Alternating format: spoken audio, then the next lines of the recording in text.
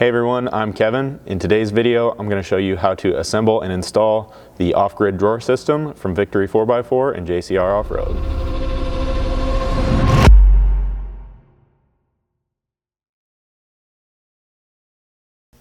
Now we're going to start out by mounting the actual drawer cabinet to the respective floor mounting platform.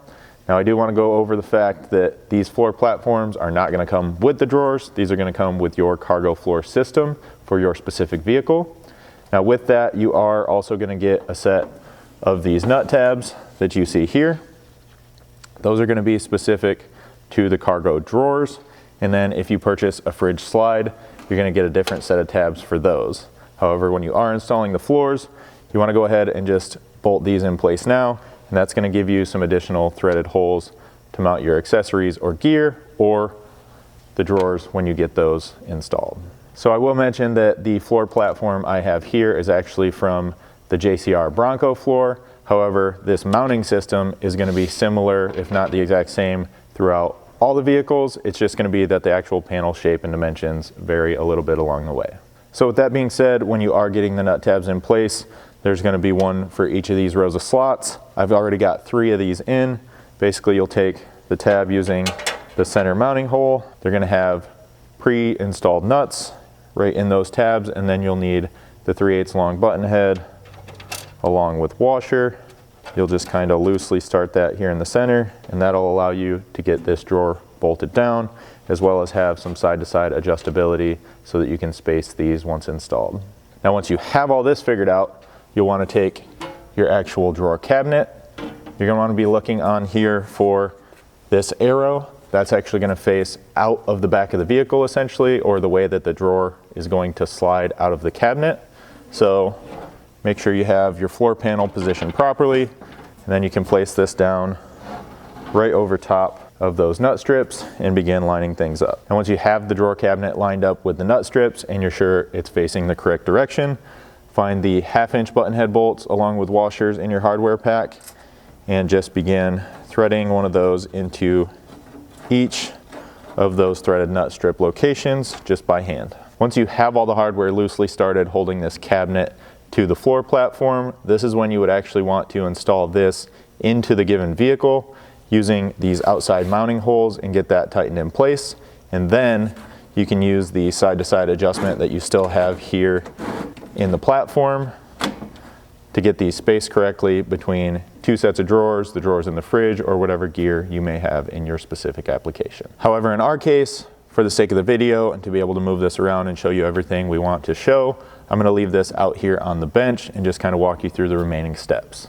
So basically, once you had yours installed and tightened down into the vehicle, you placed your drawers appropriately, you would then come back in with a 5/32 hex and tighten all this inner hardware holding both the nut strips and the drawer to the panel.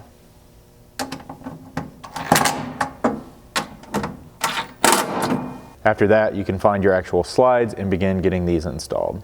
So these are going to be labeled left and right. You're going to look for that indicator right here just behind the locking lever.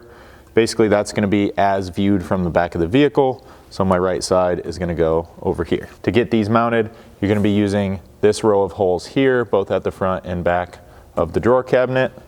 Basically, you'll have to kind of extend the slide open, and you can line up the very back hole on the cabinet with the very first round hole here at the back of the slide, kind of avoid this first slot. So in that location, you'll install a 3/8 button head, again with a washer, and this time you're going to be using the 1/4" non-flange, non-locking nuts. With each of these bolts that secure the slide to the cabinet, you are going to want to use a little bit of this blue medium strength Loctite. You can go ahead and install a little bit of that onto each bolt now, or you can kind of loosely mount it with 2, and then as you get the other 2 installed, put a little bit on, go back and pull those others out, add a little bit, reinstall them. That's kind of up to you. So that one obviously you weren't going to be able to see very well, but I have this kind of loosely hanging on that back bolt. Now you can kind of extend the slide out pretty much fully to get all the way to this front mounting hole here that you can kind of see right here inside of the cabinet. Now it's just a matter of lining it up and again installing one of those shorter button heads from the outside and that nut here on the inside. Then, much like the front bolt, you'll just have to kind of slide this and position it so that you can see and access the next hole to get that hardware installed.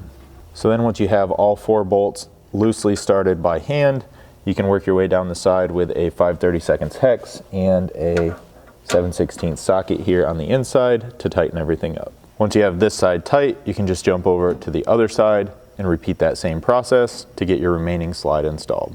Now again, you would be doing this at this point with this assembly installed in the vehicle, but this would also be a good time if you plan to add additional drawers on top of your first drawer cabinet to get those installed. Basically, you just line them right up. There's a set of corresponding holes running down the inside of this new upper cabinet that you can bolt into your lower cabinet. That's all going to be 3/8 button head hardware with flange locking nuts, all except for this front location where you'll install the corner brace in this lower 10-inch cabinet, and there you'll want to make sure to use a 1/2-inch bolt going through these 3 layers of material. You would then follow those same steps as well as the remaining steps in this video to get your slides as well as the rest of your drawer assembled and installed. Since we're just going to show you the assembly with this 10-inch drawer set up down here, I'll set this off to the side and we can move on to that drawer assembly. Now, only with your 10-inch drawer systems are you going to receive a set of these upper corner braces. These are just going to slide right here into these corners, and then using a 1/2-inch button head bolt up here, always with a washer, and then a serrated flange nut on the inside. You can kind of get this loosely hanging in place. And then work your way down the side mounting holes right here to get the rest of the hardware installed. So then once all that hardware is loosely installed, you'll grab a 5/32 hex to tighten these up. And then you'll just repeat this same process over on the other side. Now with both of those tight, I'll temporarily set this to the side while we assemble a drawer. Now this part's pretty simple. You're just going to make sure you have the drawer frame itself along with the back cover panel, and then you're going to need 6 of those shorter 3/8 long button heads and flange locking nuts. To determine which end you're going to put this on, you're going to need to be looking for one more of those arrows here on the side. That again is going to face the direction that the drawer pulls out of the vehicle. So that'll make this the back side. I can kind of spin this around so you can see it. You're going to have 6 holes here on the back of the drawer. Those correspond with 6 holes here on the cover panel. Simply line those up and begin installing that hardware. Then once you have all these started by hand, again find your 5/32 hex to tighten everything up. Now the drawer can be installed into the cabinet. So now you'll get your drawer assembly installed to the slides in the cabinet. For this, you basically just need to get the drawer kind of roughly lined up here in front of the cabinet and move your slides to the fully extended position. And then you'll be using more of the 3/8 button heads along with those non-locking nuts, which means you need to also find your medium strength thread locker. So get a little bit of that on there, and then come out here and get these kind of roughly lined up, and then you'll run this hardware from the inside of the drawer out through the slide so that the nut is left out here in this channel. So the easiest way we found to do this, since you'll typically be working right out of the back of the vehicle at this point, is to install each end bolt for each slide and then work your way the rest of the way down each slide, getting your remaining hardware installed. Then much like when you were installing the slides to the cabinet, you will have to slide the drawer appropriately to position it so that you can access the nuts here. Now we can spin this cabinet around real quick, so we're looking at essentially the back side, and install this back panel. So for this, you can simply slide the 2 side flanges in between the sides of the cabinet and kind of pivot that up in. And then it's just a matter of lining up the holes, and through these 2 top holes, you'll be installing 1/2-inch long 1/4-20 button heads, and through the sides, you'll be using the 3/8 long hardware. Now, the reason for that longer hardware up top is again just for when you're stacking drawers on top of this so that you have a long enough bolt in those locations. With that being said, and all your hardware in place, grab your 5/32 hex and tighten these up. So all that's left to do now is assemble the drawer front. For that, we're going to start with the front cover plate. Make sure these cutouts are toward the bottom to slide around. The slide release is here, and then using 2 of your shorter 3/8 button heads, you can hang this on just these 2 top mounting holes for now. Next, we can assemble and install the press release lever. So pay attention to this. It's going to have press cut into the top right here, and then you're going to want to find the 2 outer clamp brackets that go along with it. Those we'll install through these 2 mounting holes using the shorter 3/8 button heads.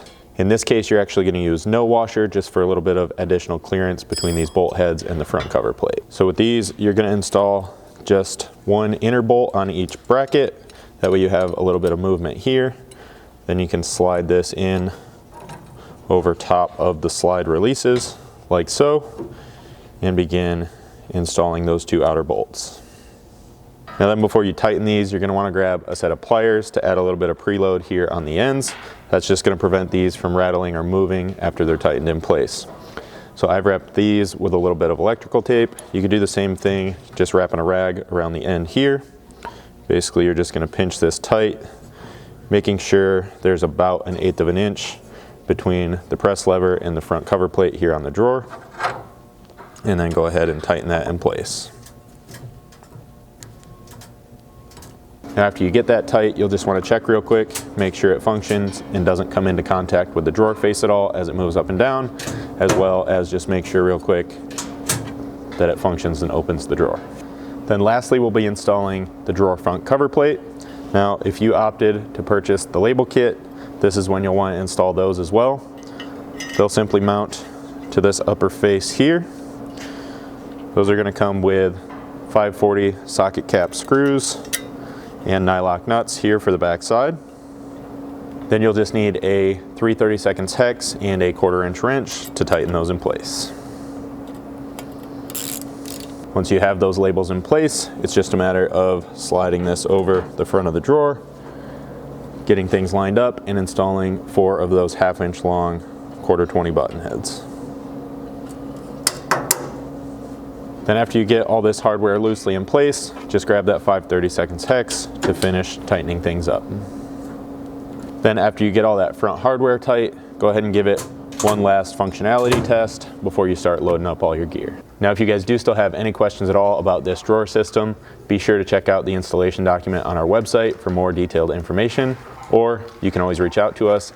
You can send us an email at info@victory4x4.com, info@jcroffroad.com, or just give us a call at 269-459-8447.